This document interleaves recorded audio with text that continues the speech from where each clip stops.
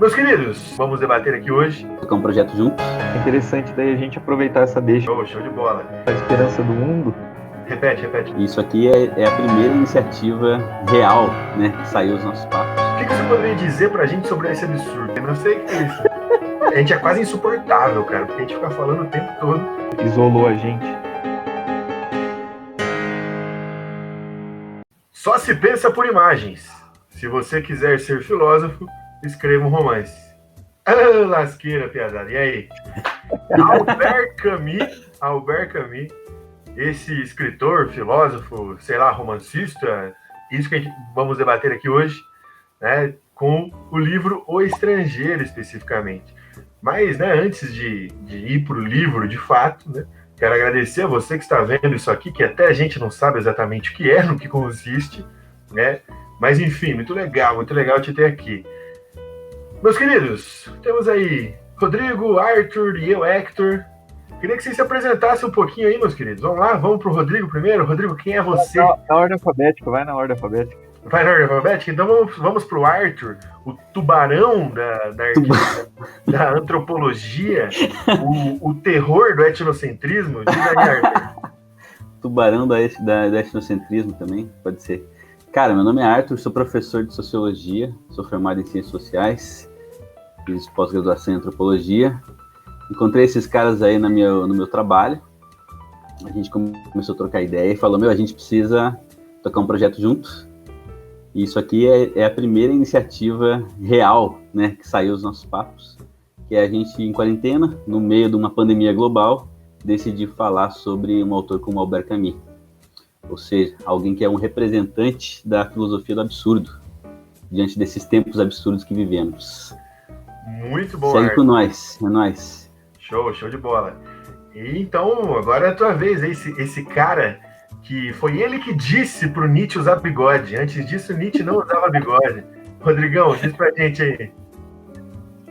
Então, gente, eu sou o Rodrigo, sou professor de filosofia, minha formação toda é em filosofia, né? Eu conheci o pessoal lá no SESC e estava trabalhando em trabalhos interdisciplinares com eles lá, e sempre alguns temas apareciam nas discussões nos bastidores ali, subindo, descendo a escada, no corredor. E a gente queria, como o Arthur falou, né, a gente queria potencializar isso ou mesmo tornar público esses debates, né, que ele tinha uma semelhança muito com coisas que aconteciam em grupo de estudo e tal, na academia. Acho que era essa ideia, tentar trazer para cá, e daí a pandemia já isolou a gente e não trabalha o home office, né? É interessante daí a gente aproveitar essa deixa para desenvolver algumas conversas aqui. Muito bom, Rodrigo. E eu então, né, falta eu me apresentar. Como vocês podem ver, né, pela boina, eu gosto de coisas velhas, né? Sou um cara que flerta aí. Os outros dois não gostam muito de se rotular, mas eu gosto de me rotular. Eu sou um cara que flerta bastante com marxismo, sou historiador de formação. Estou fazendo mestrado na sociologia, mas não me considero sociólogo, né? Falta muita coisa ainda para isso. Mas enfim, sou professor de história junto com esses caras aí, né? Lá em um local que a gente dá aula, e compartilho com eles essa vontade insana aí de discutir as coisas. Lá onde a gente dá aula, a gente é conhecido como...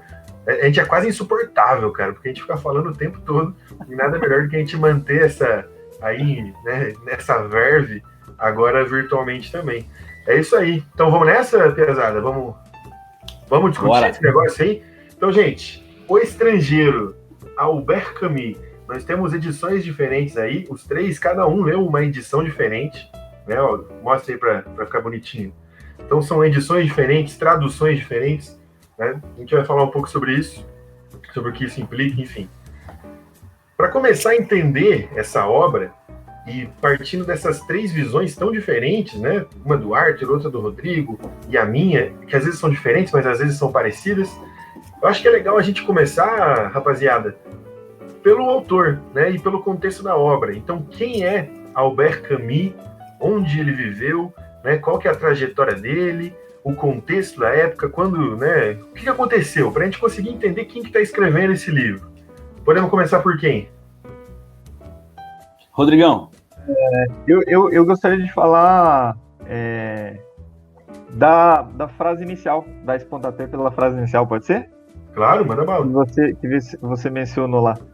A frase que foi dita ali do só se pensa por imagens e tal, é uma anotação do Camus que está nos cadernos dele, publicado nessa ediçãozinha aqui, ó, Esperança do Mundo, que são anotações dos cadernos de 35 e 37.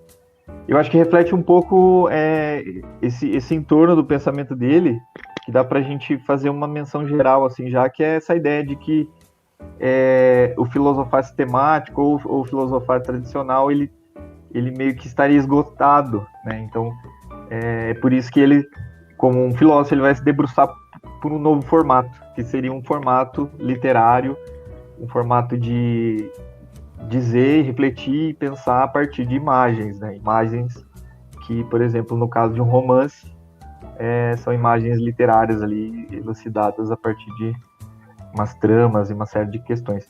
E nisso a gente chega no Estrangeiro, né? Que é exatamente uma tentativa de filosofar a partir de imagens que vão tentar capturar determinados aspectos do seu tempo e que transcendem até o próprio tempo, né? Não à toa que a gente se identifica tanto. Bacana, muito massa. Arthur, o Rodrigo falou aí que essa forma inovadora aí do Camus de escrever transcende o próprio tempo. Qual que é esse tempo do Camus?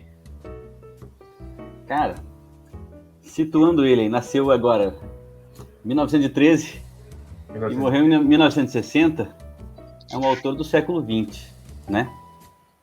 Um autor do século XX, franco-argelino, significa francês, se eu não me engano. Acho que a mãe não é francesa. Não me lembro agora. Repete um pouquinho que cortou aqui. Ficou cortado? Repete, por favor. Então, ele nasceu na Argélia, né? Ele é filho de franceses. Eu acho que o pai é francês, a mãe não me recordo qual é a nacionalidade dela. A mãe tem ascendência espanhola. A Argélia, nesse período, era departamento francês, né? Era um território francês. Então, o pai dele lutou na Primeira Guerra Mundial, morreu na Primeira Guerra Mundial. Então, ele é um filho das discussões do século XX, assim, dos nacionalismos, da experiência da guerra, da experiência do desterro em virtude da guerra, da experiência colonial também. E ele tem um debate bastante grande com o Sartre, que é um filósofo existencialista, um humanista, né, que procura retratar qual é a condição do homem do seu próprio tempo, do homem moderno, né, após aquelas grandes reflexões da morte de Deus, por exemplo, né, de tentar restituir uma condição de que consiga estabelecer ao mesmo tempo uma crítica do tempo presente deles, né? Acho que é mais ou menos isso. Então, O Estrangeiro é uma obra que a gente vai abordar, situando ela nesse contexto, né? Ótimo. Acho que é por aí. Muito legal. Acho que é importante a gente dizer, né? A obra O Estrangeiro é de 1942, né? Ela é publicada em 1942. Aí, com essas balizas históricas interessantes que a gente pode levantar, né? A gente está no meio da Segunda Guerra Mundial, né? A Segunda Guerra Mundial de 39 a 45. E, inclusive, em 42, a França já tem zonas ocupadas pelos nazistas, né? Os nazistas chegam à França em 41. Então, a gente tem elementos aí bem interessantes que a gente poderia levantar aí para pensar isso, né? Como o Arthur bem colocou, né? Um homem principalmente da primeira metade do século XX, né? E a primeira metade do século XX, meus amigos, Deus do céu, o que foi isso, né? Primeira Guerra Mundial em 14 até 18, o período entre guerras em que tem crise de 29 aí no meio, tem a ascensão do nazifascismo, tem uma revolução russa que acontece aí, né? E desponta o socialismo como uma alternativa real, né? A gente tem, enfim, uma série de coisas, Guerra Civil Espanhola, vixe, um monte de coisa aí que daria para falar. Sendo o livro de 42, é interessante a gente perceber que o Camus, nesse momento, embora tenha nascido na Argélia, né, o livro é publicado em Paris. Então a gente já poderia começar a pensar por aí, né? Para fazer um breve comentário sobre o enredo do livro, para a galera entrar nessa jogada, né? O Estrangeiro tem a personagem principal, que é o Sr. Meursault, né? Meursault. E o interessante é que a gente não sabe o prenome dele, né? Ele não tem um primeiro nome. A gente só sabe que ele é o Meursault. Dizem que tem um livro anterior do Camus, que chama A Morte Feliz. Diz que lá tinha um Meursault e que tinha um primeiro nome, que eu não sei. E aí reza a lenda que era uma primeira era um rascunho do Estrangeiro, né? Mas a história era bem diferente e tal. Então esse Meursault, né, o personagem principal, a narrativa está centrada nele. E olha lá, A Morte Feliz, boa. Tá aí o Rodrigo com a sua biblioteca vasta nos indicando. E o Meursault, então, ele acontece algumas coisas na vida dele, e a história do Estrangeiro é justamente a história do Meursault lidando com essas coisas. Então, por exemplo, a morte da mãe, o reencontro de uma pessoa amada com uma pessoa amada. E aí, além desses elementos, um mote que seria, né, um crime que o Meursault comete, que a gente vai falar um pouco mais para frente, e que ele vai ser julgado por esse crime, né, e aí no final a sentença vai sair e tudo mais. Então, num primeiro momento, parece uma história simples, mas como o Rodrigo bem comentou, né, e como a gente desenvolveu, tem muita filosofia aí por trás dessa narrativa que parece simples. Arthur, você comentou sobre o filósofo do absurdo, né, quando você foi categorizar aí, ou trazer umas informações sobre o Camus. E aí eu queria jogar isso pro Rodrigo. Rodrigo, quando a gente fala de absurdo, né, a gente ouve do Camus, a gente fala muito dele ser o filósofo do absurdo. Alguns até postulam que ele teria criado uma escola chamada absurdismo.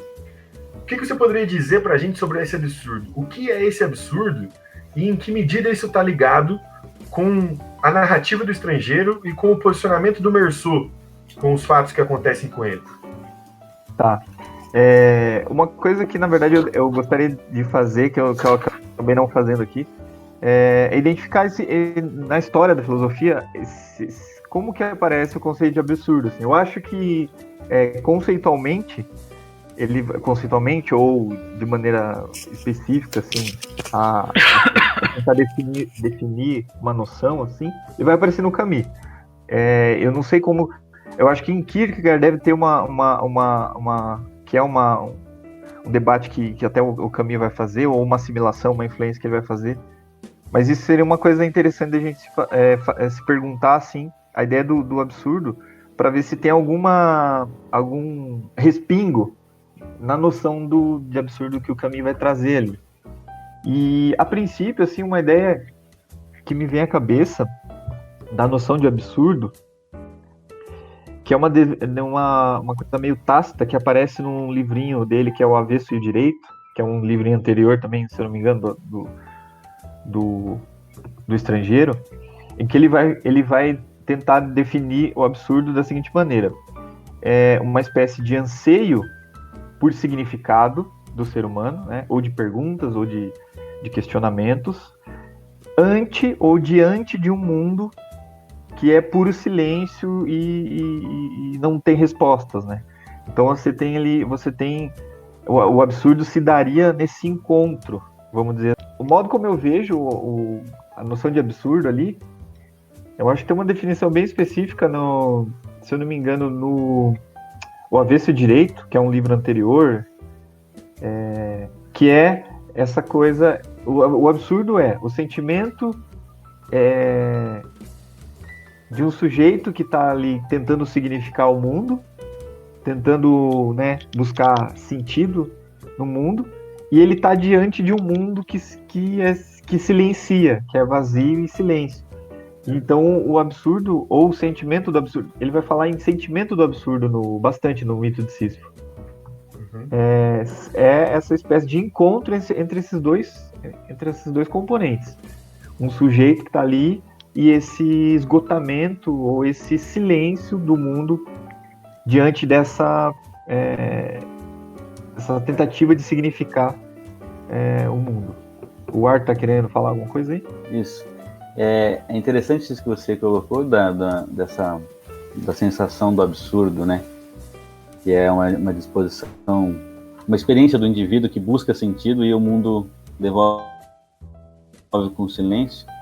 Porque na narrativa do Camus, isso é uma coisa que o Sartre comenta também na crítica que ele faz ao livro, né, na leitura que ele faz do livro, que tudo se passa como se o Meursault não tivesse esse encontro, né, onde o mundo devolve com silêncio. Ele já está desde sempre no absurdo, nessa experiência de absurdo.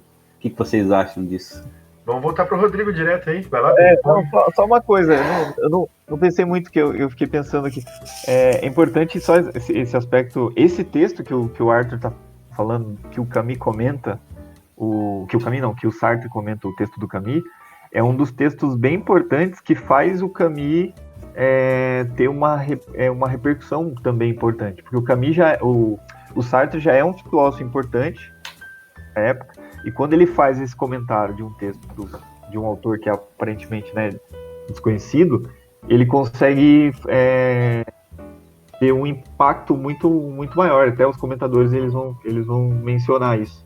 Uhum. E é difícil também a gente entender o que é o absurdo, de certa maneira, sem misturar um pouco com a noção de, né, que vai aparecer de náusea ou de alguma coisa que está no âmbito do pensamento do Sartre ali. Mas eu nem sei o que eu... Não, mas o fio que eu queria puxar era o seguinte: vocês desenvolveram muito bem e tal, mas era como essa ideia do absurdo, que está muito presente no Camus de modo geral, ao longo da produção dele, como ela está representada no estrangeiro, e o que quer dizer esse estrangeiro? Por que essa ideia do estrangeiro capta o absurdo para o Camus? Né? Se a gente for pensar assim, né, pensar nas significações do que é essa palavra estrangeiro, do que ele está querendo dizer com isso, e como que o Meursault, esse personagem aí desse livro, se depara e se defronta com o absurdo. E o que significa ele ser estrangeiro ou não ser estrangeiro? Eu queria que vocês pudessem comentar um pouquinho sobre isso. Né? Exato. Lembrei de uma coisa, cara. Desculpa. Não, tem uma coisa interessante que eu lembrei de uma frase, cara, que até que é de uma banda que acho que nem existe mais. É uma banda de Londrina chamada não, é bizarro. Overwhelming, assim, que era um metal pesado, com hardcore e tal. E eles usavam trechos do Avesso Direito. E eu nunca mais achei esse trecho, cara, que era um emblema de uma das músicas deles lá. Que começava a música, né? Que era mais ou menos assim: o que sobe então chega a mim, não é mais esperança de dias melhores, mas apenas uma serena e não sei o que lá, indiferença a mim e a tudo. Então, assim, essa ideia da indiferença que vai aparecendo nessa frase, e que daí que você estava falando, né, de como que o absurdo vai se modelar no personagem do Camus junto com esse estrangeirismo, ao meu ver, está muito ligado ao fato de que é nesse encontro que o absurdo acontece, em que aparece o sentimento de alheiamento ao mundo. A gente é um estranho a mim mesmo e ao mundo. Rodrigo, então você diria, através disso que você falou, você diria que o absurdo é uma experiência? A gente então não se defronta com o absurdo. O absurdo seria o resultado de uma experiência? É isso? Olha, boa pergunta. Eu não me lembro como que ele aparece exatamente pensando o texto literário, sim. Uhum. Ele aparece, não é uma coisa dada, assim. Ele se dá, tipo, nas relações, vamos dizer assim. Nessa relação. Entendi. De um sujeito e o mundo esvaziado. Legal. Arthur, o que você acha? Onde está essa indiferença? Por que a indiferença leva ao absurdo ou vice-versa? Agora que eu li recentemente o texto do Sartre, daí ele tá...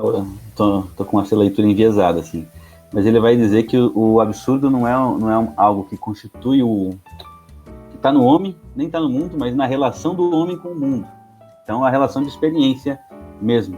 E o Sartre nesse sentido, ele vai tentar estabelecer o solo filosófico do Camus como um humanismo. Ele vai falar, o absurdo é um humanismo, porque é uma experiência eminentemente humana. O absurdo não está nas coisas. Uhum.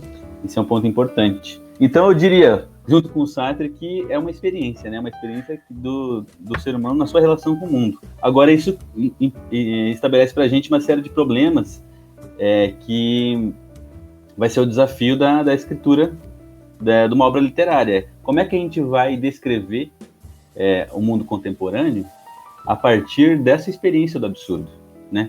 Que tipo de estratégia narrativa é preciso ter para que o leitor passe a experienciar, junto com o personagem, essa experiência de absurdo? Isso era algo que eu queria comentar antes de passar para o Rodrigo, que eu acho que é um gancho bem legal que o Arthur coloca, dessas estratégias narrativas, né?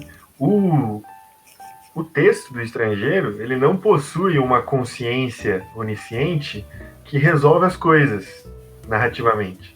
As coisas são resolvidas, se é que são resolvidas, porque é muito legal ler o estrangeiro, porque você não resolve muitas coisas, né?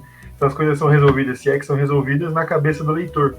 Então isso é interessante, né? Isso é um ponto aí de afastamento um pouco do Camus, de originalidade do Camus com relação à tradição francesa até então, assim, né, da literatura. Então isso é interessante observar também. Essa experiência ela é levada ao leitor por esse recurso, né, da ausência de uma consciência que de alguma forma resolva as coisas lá. Rodrigo, o que você ia falar? É exatamente isso, cara. E no sentido de isso ser, vamos dizer assim, o modo como o texto é modelado, ele é uma espécie de performance para se poder ter a experiência do absurdo, de certa maneira. Porque, assim, tem um mutismo na narrativa do texto. O cara tá a ponto de silenciar o todo. E como o texto é na primeira pessoa, isso é muito interessante, cara, porque tem essa questão, né, de, tipo, aparecer um cuidado ou um problema do julgamento das coisas.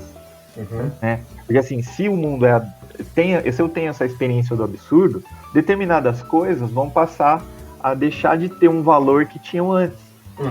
Então, emitir um julgamento disso é quase um equívoco moralista.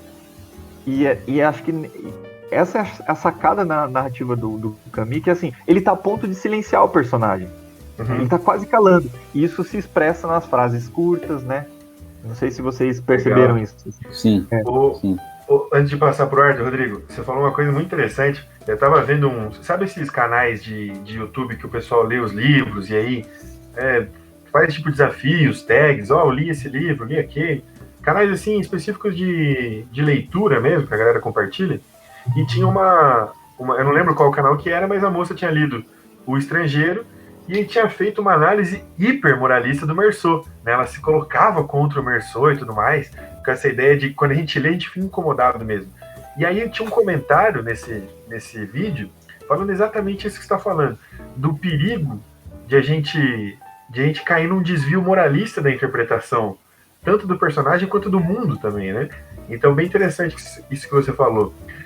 Arthur, pensando nisso, né, nesse afastamento de um julgamento moralista, né, pensando no Meursault, que é um personagem que, vamos trazer alguns eventos do livro mesmo, né? A mãe dele falece, inclusive esse é o começo do livro, a primeira frase, né? Hoje mamãe morreu, ou talvez ontem, não sei bem, né? Ele recebe um telegrama do asilo onde ela estava. E aí, então, a partir disso, ele se coloca de uma maneira que, observando num primeiro olhar, que parece que ele não gosta da mãe, ou ele se afasta, ele não se coloca tanto emocionalmente nisso. Isso num olhar, no primeiro momento, né? Como que essa apatia aparente do Meursault, do personagem, como que isso você acha que está desenvolvido? Qual que é a interpretação que você faz do personagem nesse sentido, assim? Né? O que você pode falar pra gente? Pensando aqui o Sartre, no comentário dele, ele estabelece uma relação direta com o segundo livro do Camus, que é o Mito de Sísifo. Ele vai dizer que o estrangeiro, ele apresenta para o leitor o sentimento de absurdo, e o Mito de Sísifo ele vai elaborar a concepção de absurdo, que é um livro mais filosófico, né? Então o Sartre, nesse sentido, ele vai apontando que o personagem do Camus, Meursault, ele está desde sempre nessa relação do absurdo, ele não encontra. Não é o acontecimento que faz ele perceber o absurdo. É diferente, e daí ele vai dizer que o livro do Camus, nesse sentido, não é um romance de tese, ele não está defendendo uma tese. Ele passa a descrever experiências cotidianas do Meursault, de modo que ele interaja com o mundo de uma maneira absurda já, né? De E onde acordo que você com percebe um isso? homem absurdo. Um exemplo é esse do aparente desinteresse dele em relação ao fato da mãe dele ter morrido, né? Ele recebe uma carta, pede permissão pro chefe para poder ir no velório da mãe. Ele vai até o velório, diz que não quer ver ele. Na interação dele com as pessoas meio que estranham, né? No contato dele com os seres humanos, no livro inteiro, com as outras pessoas, existe sempre um estranhamento delas para com ele, assim, né? Uhum. E em determinados momentos, em determinadas formas de ele interagir, por exemplo, no fato de ele não ter querido ver a mãe dele morta no caixão, ele procura perceber a reação das pessoas às respostas indiferentes dele, né? E aí, isso, tipo, diante de um personagem, às vezes ele se sente, tipo, eu me senti um pouco culpado, porque talvez a pessoa esteja me julgando. Então, no início do livro, ele vai tateando essa indiferença na relação com os outros e vai se percebendo um pouco culpado ou não. Ele não tem certeza dessa culpa que ele está carregando, porque essa culpa vem da observação do outro, do julgamento moral do outro, diante da indiferença dele a determinados atos, né? E depois, eu acho que esse confronto na narrativa vai fazer com que o leitor passe por esse estranhamento também. Será que eu julgo o Meursault? Por que é que essa apatia dele me incomoda, né? Foi esse tipo de questionamento que eu me fiz ao ler o livro. Tipo, às vezes a gente fica com uma certa raiva do cara, mas, o cara é apático para tudo é indiferença para ele, e a gente fica se perguntando assim, tá, mas o que o Camus quer com isso, né? Ser indiferente a essas coisas quer dizer o quê? Significa que eu tenho que ser indiferente ao mundo? Então negar ao mundo? Ou qual que é uma outra conclusão que eu posso retirar disso? Esse é o ponto. Bacana. Para passar para o Rodrigo, acho que só um exemplinho disso que o Arthur falou, é que muitas das coisas que o leitor, pelo menos eu, me questionava sobre o Meursault, alguns atos dele, o juiz lá no julgamento dele vai trazer, né? Porque depois quando o Meursault é acusado, né, do crime que ele comete, que a gente vai falar, e o juiz está elaborando a acusação dele, ele levanta várias coisas que a gente levanta enquanto leitor. Então isso é muito interessante. Rodrigo, vai lá. Então, eu discordo um pouquinho do que o Arthur está falando, no sentido em que, claro, isso aparece, essa coisa da indiferença aparece, só que é ambíguo, é ambivalente, assim, eu não sei se vocês percebem isso, porque, por exemplo, tem uma coisa que é uma pedra de toque nos personagens do Camus, que é essa questão da presença da natureza no sentido de pensar um mediterranismo, ou o que seria o homem mediterrâneo, assim, uma coisa assim, que é uma coisa recorrente que, segundo os intérpretes, já aparece da matriz de Homero. Uma série de pensadores estão pensando essas questões, inclusive o professor de filosofia dele, que é o mestre dele por excelência. Isso aparece muito, por exemplo, num autor que é muito próximo ao Camus, que é um mestre para ele, que é o André Gide, que tem um livrinho, Os Frutos da Terra, que é uma espécie de nietzscheanismo bem específico, assim. Então, o aspecto que o Arthur está falando de uma espécie, a questão da negação do mundo, ela não aparece de maneira tão nítida, no sentido, ela aparece no mundo moral, entende? Porque, assim, nas relações morais da sociedade que exige, que julga, não sei o quê, ela fala, esse cara tá negando o mundo. Só que, ao mesmo tempo, o personagem não tá negando o mundo. Porque a relação que ele tem com a natureza, por exemplo, em alguns pontos, é de uma coisa, assim, sem ser idealista, sem ser um romantismo barato, mas é uma experiência de afirmação da vida. Então, aparece esses dois pontos, assim, sabe? Eu acho bem interessante. Sim. Muito bacana isso, porque acho que, não sei se chega a ser uma divergência com o Arthur, daqui a pouco ele fala, mas essa ambiguidade que você... Sim. Essa ambiguidade que você comenta, Rodrigo, ela é muito legal quando a gente observa, por exemplo, o quão observador do mundo é o Meursault, né? Quando ele, por exemplo, percebe um dos personagens, ele acha curioso que o personagem sempre fala assim, ó, e digo mais, né? Ele acha muito curioso essa faceta da fala, né? Ele percebe como as rugas do amigo de sua mãe que chorou, né? Que estava lá, que fez o caminho para o velório com ele, como as rugas estão colocadas, né? Ele é profundamente observador. Nesse momento, né, me parece, que ele é profundamente observador, mas ele guarda alguns juízos, ele não externaliza esses juízos, né? Que é um pouco bem diferente, por exemplo, do personagem do livro A Queda, né? Também do Camus, que é um livro posterior, uns 10 anos depois, que é um personagem que está revivendo, está rememorando a vida dele e trazendo um monte de julgamentos fechadinhos, né? Nesse caso aqui do Meursault, ele ainda não externaliza esses julgamentos, embora ele esteja o tempo todo se articulando com o mundo, né? Seja dessa forma um tanto mais silenciada, digamos assim, só na observação, ou mesmo, em alguns momentos, criando juízos, né? Arthur, sobre isso, tem alguma coisa a dizer sobre essa relação do Meursault com a natureza, com os outros personagens, né? Então, eu acho que eu não discordo do Rodrigo aí, na verdade. Eu acho que se eu me expressei... questão, né? Então, eu falei que ele provoca no leitor essa sensação de que ele é indiferente. Mas enquanto a gente está julgando ele como indiferente, a gente está emitindo um juízo moral, de fato. E me parece, sim, que a gente pode diferenciar ali a maneira como ele descreve a paisagem, ou descreve o mundo, e a maneira como ele se relaciona com as pessoas. E aí, assim, a gente poderia separar moral e mundo, né? Então a gente poderia, na narrativa, tentar perceber o que característica da concepção de absurdo está relacionada com essa nova forma de descrever o mundo, as relações, né? E que característica da filosofia do absurdo está relacionada com essa incapacidade de emitir um juízo sobre as coisas. Porque ele diz em vários momentos, né, que as coisas tanto faz, né? Tanto faz para ele. Tanto faz se ele for transferido para Paris ou não, tanto faz se ele vai casar com a Marie, que é a mulher com quem ele se relaciona, né? Então, me parece que essa indiferença, ela, no personagem, ela já está implicando que ele esteja imediatamente imerso nessa concepção de absurdo já. Ele não hesita mais. As coisas para ele são,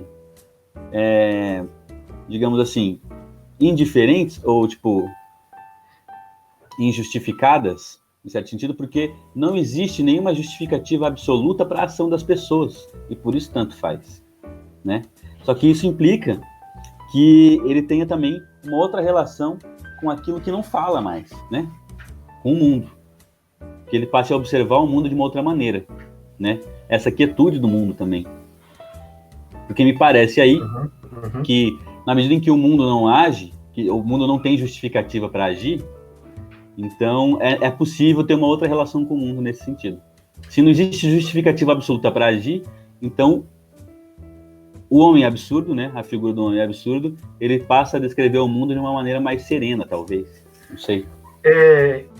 Arthur, e pergunto, passando isso que você falou para o Rodrigo, se ele passa a ver o mundo de uma forma mais serena, ou não há justificativa para agir, por que ele mata uma pessoa, Rodrigo?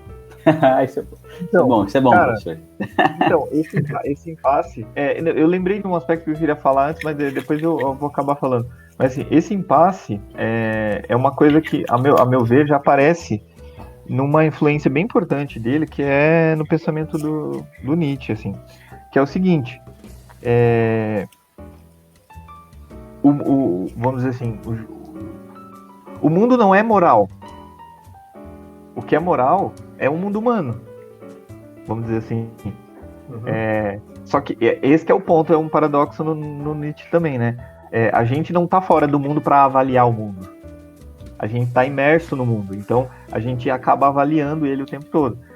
E uma coisa que eu queria falar anterior é o seguinte, ele tem uma espécie de efeito, a atitude do Meursault, ela tem uma espécie de... que eu me atrevo a conceituar aqui, de maneira bem... como se a gente estivesse na cozinha conversando, como uma espécie de efeito de um autismo moral. Em que sentido?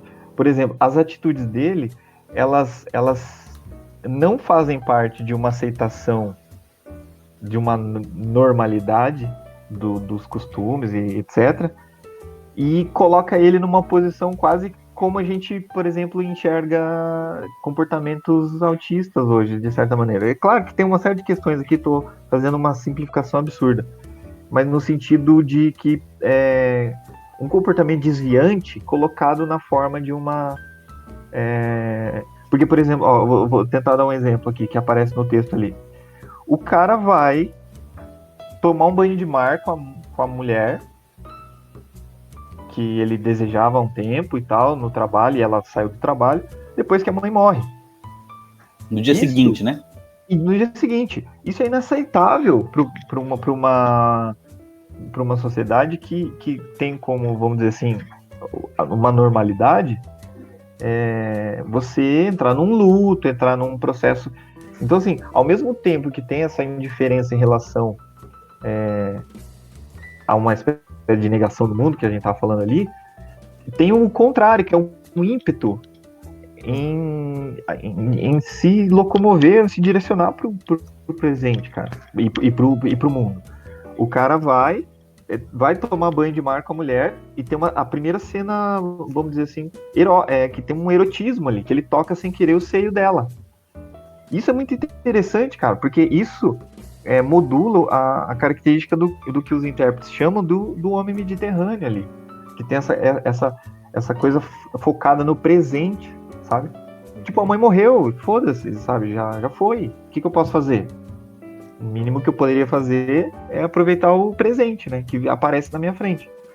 E isso acontece, só que isso, na narrativa, aparece, para quem tá lendo, como um bloqueio moralista, né? A gente já, puta, olha que cara filha da... Que nem o Arthur tá falando. Que cara filha da puta que vai sair como... E vai assistir Fernandel. E tem um link aqui que eu vou mostrar pra vocês quem que era o Fernandel. É, tipo, ela faz questão, né? Ó, eu só aceito se for pra assistir o Fernandel. Pode ser qualquer um. Tem que ser o Fernandel. Fala, Hector. Muito bom, muito bom, muito bom. Não, pô, sensacional. A questão, então, puxando isso que o Rodrigo trouxe, né, de que isso demoliria uma análise, isso que o Rodrigo falou, demole uma análise mais direta ou mais simplista de que simplesmente o Meursault seria apático. Então, esse rótulo da apatia parece não caber para o Meursault. Pelo menos não, se ele não for matizado, se ele não for complexificado. Arthur, como que você pensa, né, essa relação da não apatia, embora com uma dose de indiferença, como que você vincula isso, né, a um dos motes do livro, que é o Meursault matando uma pessoa, né, lembrando que essa pessoa é árabe, e isso é importante para a trama, para a narrativa, pelo menos, né, isso é bastante enfatizado, e que é uma pessoa que era um desafeto de um amigo dele, de um conhecido do Meursault, não era nem desafeto dele, né? Então, o que você pode trazer aí nessa relação? Deixa eu só fazer desculpa cortar o Hector, que é uma coisa que eu faço bastante nas nossas conversas na escada, né? Então, assim, tem uma nota que precisa ser feita, que é o seguinte, cara, que eu já vi gente tentar argumentar nos seguintes termos, que é uma coisa que aparece no filósofo como Nietzsche e vai aparecer no Camus também. Se a vida é vazia e sem sentido e absurda, então,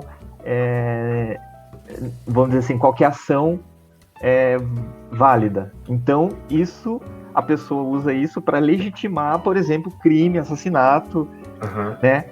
E assim, eu acho que é uma nota importante que precisa ser dita, assim, tipo, não se trata disso, cara, embora tem elementos disso, assim, né? O Camus vai fazer um puto texto sobre o assassinato em massa, né, suicídio coletivo, dos movimentos ao longo da história. Isso é uma questão importante, assim. Não é porque tem um problema de legitimar a ação humana em discussão que qualquer ação pode ser feita e usar os textos do cara para tentar legitimar coisas malucas, né, suicídio, assassinato. É só essa nota que eu acho que é importante ter. Sim. Boa nota. E tá falando o cara que tem quantas notas de rodapé na tese de doutorado? Quantas notas? 5 mil. Não. Sei lá, tem umas 200 páginas, quase 1.700 notas de rodapé. 1.700 notas de rodapé, meus amigos. Esse é o homem das notas de rodapé. Arthur, vai, tá contigo. Bom, até me perdi aí depois dessas notas. Morte, o Gerson matar. Beleza. O cara ser árabe. Beleza. Não, pensando aqui, eu acho que o mote que o Rodrigo estabeleceu aí, de que se Deus está morto, tudo é permitido, né? Acho que o Dostoiévski também é uma referência super importante para o Camus, né? Ela coloca algumas questões morais que implicam que a gente faça uma reflexão ética. A filosofia do absurdo ela implica uma ética, né? Uma ética do absurdo também. Então, em certo sentido, a gente pode, a partir dessa primeira leitura do estrangeiro, aparentemente perceber uma certa indiferença, mas que abre ele a uma sucessão de experiências, né? Então ele se torna mais disponível a flutuar a atenção dele a determinadas experiências. Esse é um ponto. Por quê? Porque o passado, ou a moral, a justificativa, ela implica que a gente, em certo sentido, esteja localizado a um território que a gente sempre retorna, né? E talvez essa é a dimensão da estrangeiridade. A estrangeiridade é aquele que não tem um solo, né? O estrangeiro é aquele que não tem um solo que justifique, né, o seu pertencimento. E, portanto, ele pode transitar pelo mundo, né, a partir dessas experiências. Então, se a primeira sensação, se o primeiro sentimento do absurdo talvez seja essa percepção da indiferença e da apatia, né, o segundo momento dele é a nossa plena disponibilidade de relação com o mundo, né? Eu acho que esses são dois momentos, né? E isso vai fazer com que a gente tenha essa reflexão da morte, né? O que é o assassinato? Então, o absurdo ele implica que a gente deixe de pensar uma reflexão sobre o assassinato, né? O Meursault, né? Ele acaba na narrativa entrando numa briga, né, do seu conhecido, que era um sujeito que era conhecido por ser cafetão, que acaba batendo numa mulher que ele se relacionava, e o irmão dessa mulher, que é árabe, acaba seguindo ele, e num determinado momento que ele está com os amigos dele na praia, os caras têm um conflito, né? Eles caem no soco, né?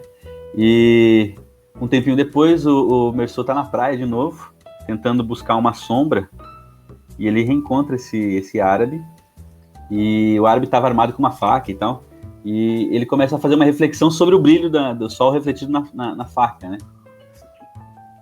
E ele tinha uma arma no paletó e acaba disparando. O gatilho dispara, e depois que o gatilho dispara, ele dá mais 4 tiros, né?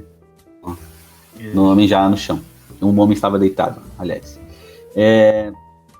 Me parece que o Camus, ele quer, com essa descrição, apresentar que um assassinato, ele... gente, também. Volta que eu não vi. Um assassinato o quê? Um assassinato pode ser um evento contingente. Esse é o ponto. Não precisa ter uma justificativa. Isso. Né? Isso não retira o fato de ele ter sido um assassinato. Sim. Ou seja, você tem essa talvez seja uma reflexão interessante da filosofia do absurdo, que vai separar essa descrição do mundo da reflexão moral sobre o mundo, né? Coisas acontecem no mundo, o assassinato é uma delas, né? E as pessoas têm inúmeras justificativas sobre o assassinato. Só que o Meursault considera isso na narrativa dele, que a partir daí um monte de desgraça começa a acontecer, né? A partir do assassinato. Mas Rodrigo, olha só, vou passar para você. O Arthur afirma ali, né, embasado nessa análise, de que assassinatos acontecem. Polêmico. Assassinatos com 4 tiros acontecem? Como é que você dá isso, professor Rodrigo? Ó, eu vou chegar nesse ponto, mas assim, eu queria só enfatizar uma coisa. Esse colega, que supostamente ele, vamos dizer assim, ele se envolve no assassinato por causa desse colega, que no começo do texto aparece uma sutileza narrativa muito, muito interessante, cara, que é o seguinte, ele gosta, ele acha interessante as coisas que o cara fala. E tem uns pontos que aparecem, deixa eu ver se eu anotei aqui, ó. Tem uma espécie de, que nem o Arthur estava falando ali, ele se abre para as possibilidades, né? Exatamente. Enquanto todo mundo dá as costas pro cara, porque ele é um proxeneta e não sei o quê, ele é alguém que ouve o cara e acha interessante as coisas que ele fala. E isso é muito engraçado, porque com esse cara, ele tem o que ele chama ali no texto de momentos alegres, inclusive. Cara, isso é muito, eu acho assim, muito decisivo, né, na construção do personagem também, né, porque assim, aí vai aparecer uma ambiguidade, né, então ele vamos dizer assim, um leitor desavisado, ele matou porque ele era coleguinha do cara que era um prostituto ali, não sei o que, então ele é imoralista também, sabe, ele induz a essa, de maneira muito sutil, ele pode induzir, porque chega ao ponto ali, por exemplo, que é o Raymond, né, o amigo, ele tem um tratamento por tu, que ele quer ser amigo do Merceau, né? Daí esse é um ponto sobre o que o Arthur falou, e o outro, cara, é o que também tá no começo, e que perpassa, acho que toda a obra, que é uma extrema sensibilidade ao mundo, que vai ser traduzido no texto na figura do olhar. Por exemplo, ele... bem no comecinho, quando ele chega lá no velório, o cara acende uma luz, o porteiro, que a luz cega ele. Porque é uma luz que ou você apaga tudo ou você acende tudo, né? Então é uma sequência de luzes, assim. E ele fala isso, ó, a luz, ela cega, eu cego pela luz. Depois ele fala assim, uma luz tão crua, em que essa luz permitia ele ver as pessoas ali como nunca. E ele vê ele descreve a sutileza dos velhinhos, que ele não enxerga o olho e tal. E essa presença da luz, cara, ela é muito forte, porque, por exemplo, aí na frente, ainda no capítulo 1, vai aparecer o brilho do sol insustentável, que perturbava o olhar e as ideias. Isso é muito interessante, porque, de certa maneira, o acontecimento do assassinato acontece porque ele é perturbado pelo sol, basicamente, né? Não por 4 tiros, aí é a questão que a gente poderia discutir. Inclusive, cara, eu já assisti um filme bobo, assim, eu não lembro o nome, eu precisava... que o professor, era um professor universitário, e que ele tinha uma tese de que tinha como é que chama? Uma bala sobrando no revólver. E que era pra ele se matar. Daí, tipo, ele analisa aí. Essa é a tese do cara. Assim, o personagem é um professor universitário que tem essa tese em letras sobre isso. Ele deixou uma bala pra ele se matar na sequência, mas não rolou. Daí, tipo, enfim. Mas, respondendo a tua pergunta, o assassinato tem a ver com essa hipersensibilidade dele ao sol, de certa maneira. Os 4 tiros, no que o texto aparece, é também isso, porque na verdade o sol é como se fosse um reflexo da mão à intensidade daquilo que ele está sentindo, de certa maneira, no olhar e no pensamento, né? Ele é muito perturbado pela luz, e esse é um ponto que desde o começo do texto até o fim ele vai demonstrar. Muito bom, muito bom. Acho que a gente atingiu uma profundidade aí da análise interessante. Eu só queria puxar um pontinho que que levantei aí com certo acanhamento, que foge um pouco da análise filosófica e só seria uma pontuação um pouco mais lateral, que é a questão de o assassinado e de seus amigos serem árabes, e como isso é importante a ponto de eles serem designados como árabes. Os árabes, eles andam juntos. Os árabes, eles têm um olhar diferente, eles são reservados, eles são estranhos. Esse estranhamento com os árabes eu acho que é muito importante, principalmente pensando a construção histórico-geográfica da Argélia, cara. A Argélia está na parte norte da África, né? Se não me engano, é o país de maior extensão da África hoje, depois que o Sudão se separou em Sudão do Sul, e ela tem uma influência árabe-muçulmana, por mais que esses termos não sejam iguais, mas ali ele está querendo falar isso, né, árabe-muçulmano, que é muito, cara, muito, muito grande mesmo, né? A partir do século VIII, século VII, VIII, os islâmicos basicamente dominam o norte da África, né, cara? E essa influência islâmica vai estar muito presente até na Guerra de Independência da Argélia, ali em 54, 56, não sei, que os principais grupos de cisão, de independência, são os argelinos muçulmanos, né, principalmente os ascendentes dos berberes e tudo mais. Então, essa questão do árabe, em uma narrativa que se passa na Argélia, eu acho que ela é muito, muito interessante mesmo. E a gente notar que o árabe é um elemento fugitivo ali, né, digamos assim, da constituição da identidade. O árabe é meio estranho, né? Enfim, era só algo que eu queria comentar porque achei interessante. Vamos caminhar um pouco? Vou jogar uma afirmação aqui, queria que vocês comentassem. Depois que o Meursault mata o sujeito, né? Depois que ele, enfim, não lembro se ele se apresenta ou pegam ele, acho que ele se apresenta, enfim, mas não sei. E aí vão para o julgamento. Ele tem um período que ele espera o julgamento, né? Que também tem uma questão de angústia ali e tal. E aí o julgamento. A gente pode dizer que esse julgamento e que a figura do promotor, ele é uma metáfora que não é uma metáfora, que é quase literal, né? Para a questão do julgamento social, pensando que o promotor vai dizer assim, ó, cara, você aceitou café com leite lá no velório da sua mãe, você aceitou tomar café com leite, cara, você foi tomar banho de mar com uma mulher no dia seguinte e você assistiu comédia, você assistiu um filme de comédia, né? Então, o que vocês podem dizer sobre isso? O julgamento e aí o posterior período em que ele espera a apelação. Vai lá, Arthur. Só antes de prosseguir isso, tinha que voltar ali no assassinato, né, professor? Eu acho que a reflexão ali sobre os 4 tiros, né? Como eu falei, que eventos acontecem, né, pro homem absurdo. Enfim, ele foi cegado pela luz do sol, né?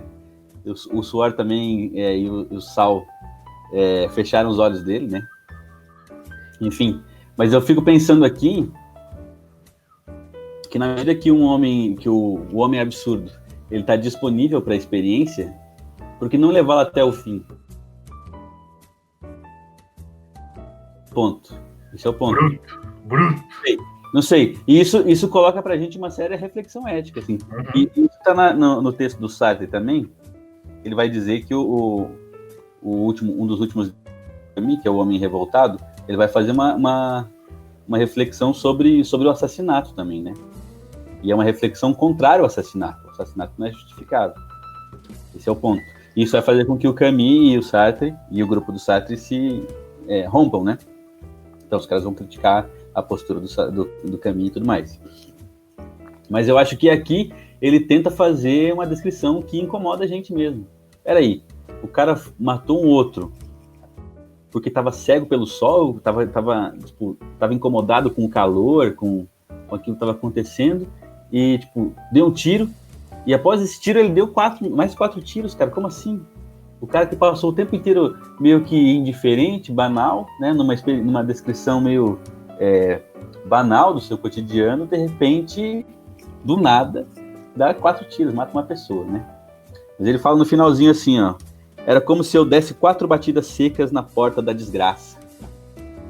Então, assim, isso já é uma reflexão ética. Quando ele entende que as consequências desse ato são desgraça, então ele está a partir de uma experiência absurda, existe uma reflexão ética, que é a desgraça.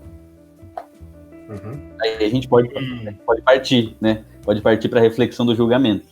Então vai, Rodrigo. Reflexão sobre o julgamento e o momento pós-julgamento. Tá. Ó, depois vocês vão deixar um momento só para mostrar o exemplo do sais de Crusher aqui, tá?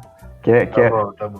Que aparece lá no comecinho, que é extremamente interessante, cara, para capturar o clima da narrativa e que não tem muito a ver, mas eu acho bem interessante. E outra coisa, é um símile que tem lá no começo que eu quero falar depois. Tá bom. É, A gente faz momento temas gerais, assim, depois dessa rodada. Então sejam objetivos nessa pra gente poder fazer esse geral. Não, eu concordo com o Arthur. Eu acho que esse levar adiante a experiência aparece nos outros momentos também, assim. Por exemplo, ele embora ele vá por inércia uma série de coisas, quando ele tá no acontecimento, ele vai não até as últimas consequências no sentido desse, né, do caso que é o ápice do romance, então tem todo um... Mas assim, no caso ali do relacionamento com a mulher, no relacionamento da amizade dele, no caso do exemplo do assassinato ali, é o papel, vamos dizer assim, potencializador da tragédia, cara. Se ele não desse 4 tiros, não seria uma tragédia, não teria o alcance que uma tragédia, no sentido, né, tipo, de uma tragédia mesmo, no sentido grego lá, que a gente veria, né? Então, assim, é preciso meio que trazer esses elementos meio contraditórios e que escapam essa possibilidade de explicação bem fácil e simplista, para isso potencializar a amplitude do que está sendo dito, assim, sabe? Tipo, levar adiante essa experiência do assassinato como uma experiência absurda é uma coisa que não é para ser replicada. Ele coloca ali no palco para a gente refletir sobre determinada maneira, né? Não no sentido que a gente tá legitimado agora assassinar todo mundo e a gente tem que fazer isso porque não existe significação do mundo e tal, entende? Eu acho que é por aí, assim. Eu acho que é o papel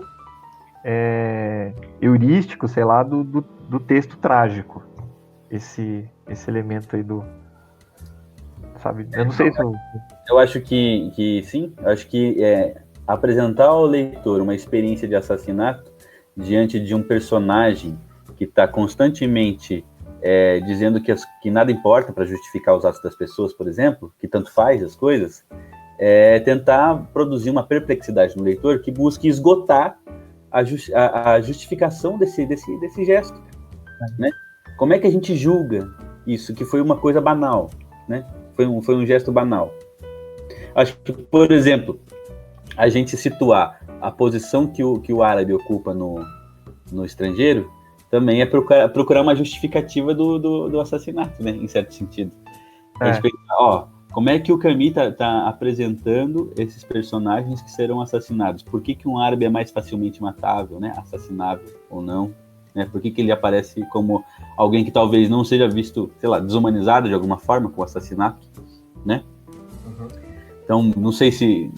Aliás, eu não vi nenhuma reflexão que provavelmente deve existir a respeito disso, né? Do Camus.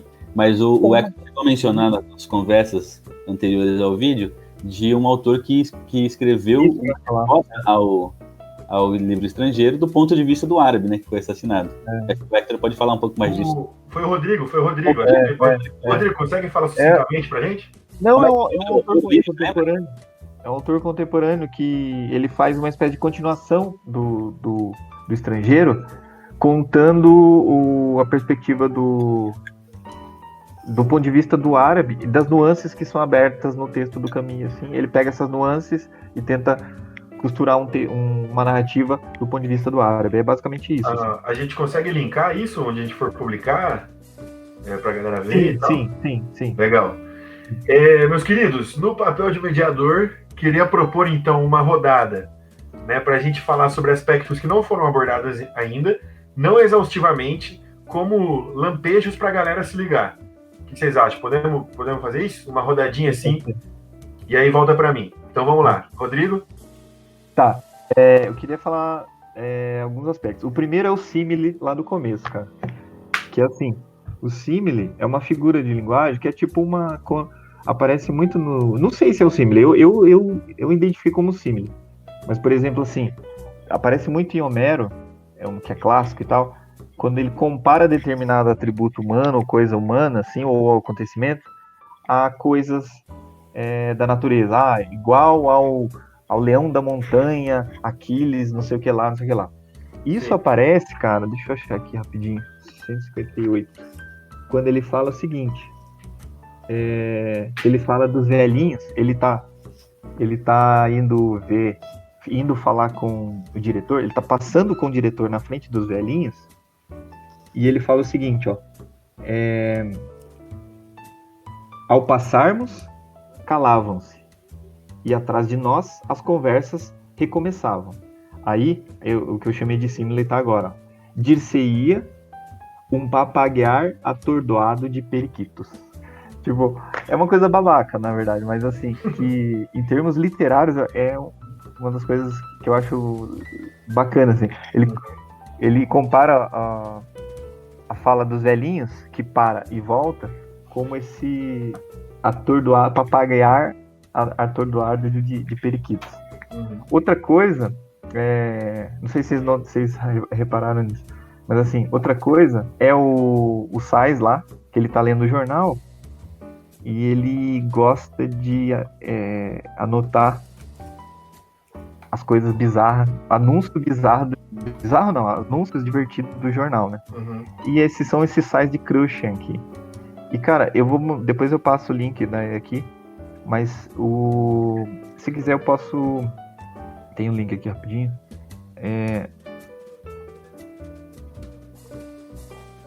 tem um exemplo de um anúncio no jornal português. É muito divertido, cara. Eu vou compartilhar a tela aqui para vocês verem. Isso dá um tom interessante pro texto, que é uma sutileza que aí você percebe a grandeza do autor, na verdade, né? Ao meu ver. Deixa eu só achar aqui. Abriu como aba, né? Tá. Rolou? Aí, professor. Tô vendo? Isso, agora muda a aba. Aí. Ó, aqui é o jornal. É o Jornal de Lisboa, de 1935. E daí, ó, olha que engraçado, cara. Deixe esse ar preocupado. Aí tem dois caras, um tirando a máscara, né? Os sais de Crushing conservam a saúde e purificam sangue. 2. Os sais de Crushing mantêm o fígado e os rins em um bom estado. 3. Os sais de Crushing asseguram uma boa nutrição. 4. Cara, é fantástico isso aqui. Muito bom, cara. Muito bom. E tá como um anúncio. E daí fala, não. Ele recorta, né? Ele recorta isso e o personagem. Isso é fantástico, cara, porque assim, e tem a ver com o que eu tava querendo dizer, assim, sabe? Tipo, em relação a uma espécie de autismo, sabe? Tipo, do comportamento do personagem. Uhum. O personagem, ele precisa estar estranho ao que é comum, ao que é basicamente... Mas você não acha que talvez isso demonstre, sei lá, é uma construção do caráter, assim, da personalidade do personagem? No sentido de que pode ser que ele tá recortando ali, não só para colecionar, mas porque ele quer comprar esse size de Crushing. É um cara que quer... Ou seja, não é um cara completamente indiferente à sua própria saúde, por exemplo. Desculpa eu rir. É porque é muita gente isso, cara. Vamos lá. Highlights ali rapidinhos pra já passar pro final. Aí o outro faz uma pergunta. Você não acha que assim? Não vai responder, Rodrigo. Não vai responder. Sabe o que me lembrou? Não, sabe o que me lembrou, Hector? Não sei se vocês tiram um conto chinês, cara. Exato, Quentin é genial. O cara pega matérias malucas assim e coleciona e tal. Eu acho que é uma característica assim, mas é isso. E assim, deixa eu ver se faltou mais alguma coisa. Acho que esses dois aspectos são bem interessantes. E essa coisa, enfatizar de novo, cara, a coisa do Mediterrâneo, assim, sabe? Que é uma discussão que nos intérpretes aparece de maneira muito forte. Uhum. E como se fosse uma busca do caminho mesmo em compreender o que é o Mediterrâneo nessa ambiguidade que é ele, a trajetória dele, e esse contexto da Argélia, uma França, esse despertencimento que o Arthur fala, tem a ver com essa busca desse Mediterrâneo aí. Boa, boa. Isso, mais alguma coisa? Não, acho que a princípio sim, se aparecer uma outra aí eu... Show de bola. Não vai dar mais tempo. Tô brincando. De minha parte, vou ser muito sucinto, né, para equilibrar essas duas máquinas de palavras aí, né, o que eu tô fazendo no episódio inteiro. Dois pontinhos que eu acho muito interessantes, assim, que como o Rodrigo falou, dão beleza para a narração e mostram a capacidade do autor, né, cara? A relação e a observação através do Meursault de algumas personagens que parecem muito secundárias, mas que também cumprem uma função interessante de a gente pensar o que é o absurdo, o que é esse posicionamento frente ao mundo. Aquele vizinho dele que fica brigando com o cachorro, como é o nome dele? Salamanco, Zélio Salamanco. Salamano? Salamano. Salamano, cara. Esse personagem é muito interessante, cara. É muito interessante. E ele tem uma certa profundidade, e que é uma profundidade num livro de 100 páginas, e acontecimentos em que o Meursault comenta só quando o cara tá passando. São comentários esparsos, e que o Camus consegue dar uma profundidade para esse personagem, não só pro Salamano, mas também pro cachorrinho, essa relação que eles têm, né? Enfim, não vou falar mais, porque eu acho que é legal a pessoa ter essa sensação, isso eu acho muito legal, assim como o personagem, o dono do bar, lá, o dono do restaurante, que ele vai, né? Ele é um dos caras que vai testemunhar, né? Lá no julgamento e tudo mais. Então isso é interessante. E um outro ponto que eu queria levantar não, né? Só comentar pra galera perceber que em que medida que a gente poderia, se a gente não tivesse feito toda essa discussão, né? Pô, o cara é apático, o Meursault, ele é totalmente diferente, não sei o quê, mas tem um ponto que a gente não parou para refletir, que o livro está em primeira pessoa, o que significa que o Meursault achou importante escrever essa história, cara. Esse é um ponto, assim, que eu acho muito interessante, é muito, muito limite do negócio. Né? Por que fazer em primeira pessoa esse livro? O Meursault achou importante contar a sua história, então esse é um elemento muito, muito legal também de pensar nisso. Arthur, vai lá, considerações gerais. Deixa eu pensar aqui. Não, acho que é um livro genial, assim, para porta de entrada pro Camus, né? Drogas. E para outras drogas mais pesadas.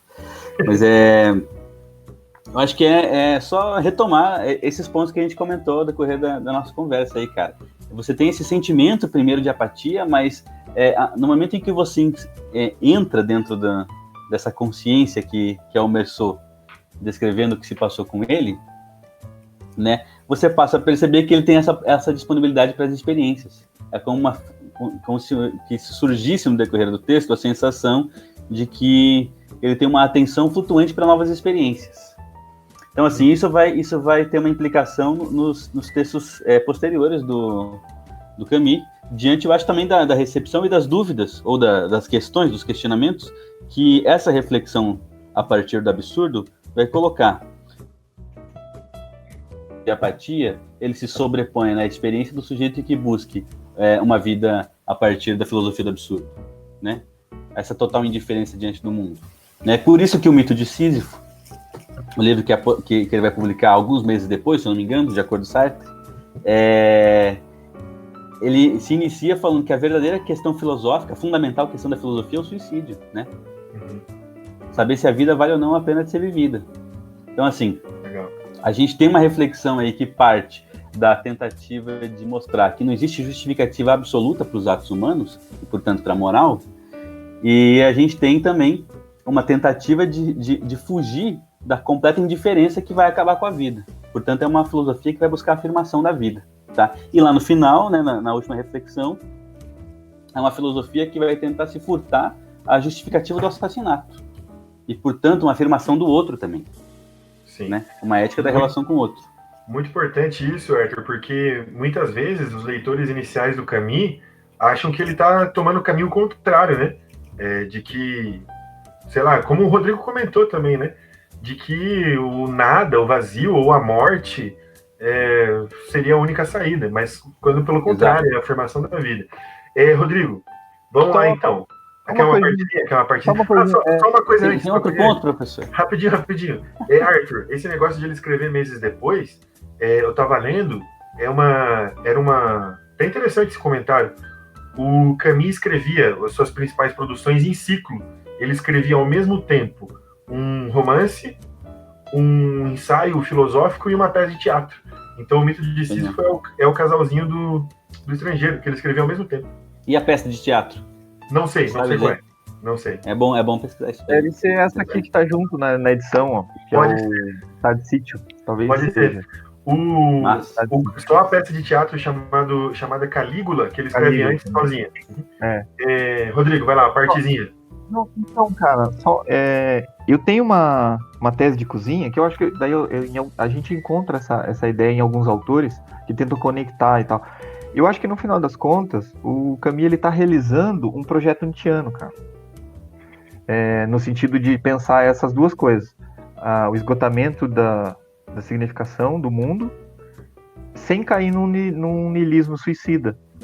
Então, com os personagens dele, ele filosofa usando imagens, ao meu ver, muito próximo de um projeto nietzschiano, que, por exemplo, o Gide também vai aparecer ali, que quando a gente, por exemplo, um leitor de Nietzsche, quando lê o Estrangeiro ou um texto do Camus, é muito elucidativo você fazer essa conjectura, entende?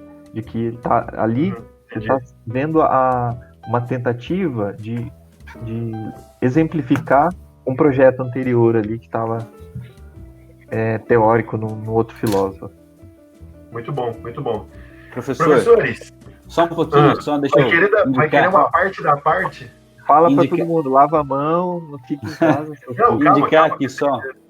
Quero fechar aqui com uma diga. Comentário ao texto do Camus, está nessa edição aqui, do Jean-Paul Sartre, Situações 1. Um comentário super importante para a gente situar também o significado, né, a recepção do texto do Camus, né, no ambiente intelectual francês. Né? A gente vai colocar as bibliografias, né? Pois não. Isso. Só queria indicar isso. E se sobrar um tempinho aí, eu queria ler uns trechos que eu acho geniais, assim, no comecinho. Para finalizar, então, você pode usar isso no teu bloco de finalização. Rodrigo, em 1 minuto, por que ler Camus e qual a importância dele? Nossa. Um nome, uma figura, né? Parece... É difícil, cara. Porque ele é o mestre do yoga. Por que ler Camus? Que eu acho que ele... Se ele realiza o projeto nietzschiano, nada mais justo do que ler ele, então, né? Não, tô brincando. Eu acho que, não assim, tá brincando, não. Né? Eu acho que, assim, o texto dele, cara, é um texto límpido, cristalino. Eu acho que isso facilita muito, assim, o prazer com o texto, primeiro. Você consegue sentir um prazer com o texto numa leitura imediata, assim, sabe? Em algumas linhas. E eu acho que essa dimensão de capturar o que é o humano mesmo, ou de alguma maneira tatear o que é a compreensão do humano e essas questões que o universo humano vão englobar. Eu acho que assim, é basicamente isso. Muito bom. Boa, Rodrigo. Só uma última coisa. Tem um amigo. Não, rapidinho, complemento ali. Tem um amigo que é o Leomar Rodrigues, o Lequinho. Ele leu o Camus, ele falou, não preciso ler mais nada. E ele parou de... Só que chega um ponto que também às vezes não tem caneta na casa dele. Daí eu falo, porra, mas daí é o Merstou que tá aqui, né? Mas enfim. Boa, muito bom, Rodrigo. Arthur, 1 minuto de considerações finais, por que ler Camus? Por que ler Camus, cara? Eu acho que para todos aqueles que se sentem perplexos diante da nossa realidade, o Camus é um autor super interessante, assim, um cara que teve uma trajetória de vida muito interessante, muito legal. Foi um cara que participou da resistência francesa à invasão nazista, né? É um cara que buscou fazer uma filosofia, uma reflexão filosófica despojada de toda a culpa e, portanto, é uma filosofia também que serve para a gente pensar como começar de novo quando tudo passou de perder sentido, né, cara? Os caras estão ali no meio da Segunda Guerra Mundial, a experiência brutal do nazismo, e como voltar a filosofar, né? Como voltar a pensar o mundo, como olhar o mundo novamente com outros olhos, né? Depois de ter visto tanto horror, né? É uma filosofia da fruição também, acho que hedonista em certo sentido. Então acho que vale a pena por conta disso, assim. Para mim, pelo menos, é a maneira como eu tento me relacionar com a filosofia dele. Bacana. E eu, por fim, queria também deixar uma mensagem do porquê Le Camus, que me parece que a filosofia do Camus vem de tanto buscar refúgio, perceber que não tem refúgio e parar de buscar refúgio. Eu acho que essa é uma mensagem importante para a gente, um posicionamento frente ao mundo muito importante. Acho que Le Camus é fundamental. E pensando na parte final, e quando o Meursault está esperando morrer, porque ele, né, a gente não falou disso, mas ele é sentenciado à morte, quando o Meursault, numa explosão, né, pega o padre pela batina e fala poucas e boas pro padre pela batina, né, e eu acho que essa é a filosofia do Camus, a gente pegar, né, o vazio pela batina e falar poucas e boas pro vazio, né? Acho isso fundamental e eu acho que é isso que nos deve fazer Le Camus. E aí, para finalizar, quero finalizar com uma frase dele, que eu escolhi foi mal, né? Vou pegar vou ser totalitário, segundo Hannah Arendt, né? E vou ler uma frase aqui por um historiador, ela é muito bonita. Quando o Meursault está lá esperando aqueles dias intermináveis, né, para ver se ele vai ser morto mesmo ou não, ele diz o seguinte: acabei por não me entediar mais, a partir do instante em que aprendi a recordar. É isso aí, meus amigos. Aprendam a recordar, recordem, e não se entendiem mais. Valeu? Espero que vocês tenham gostado. Dê um adeus aí, galera. Lavem as mãos. Valeu, né, galera. Lavem as mãos. Fiquem em casa. Isso aí. Fiquem em casa. Valeu.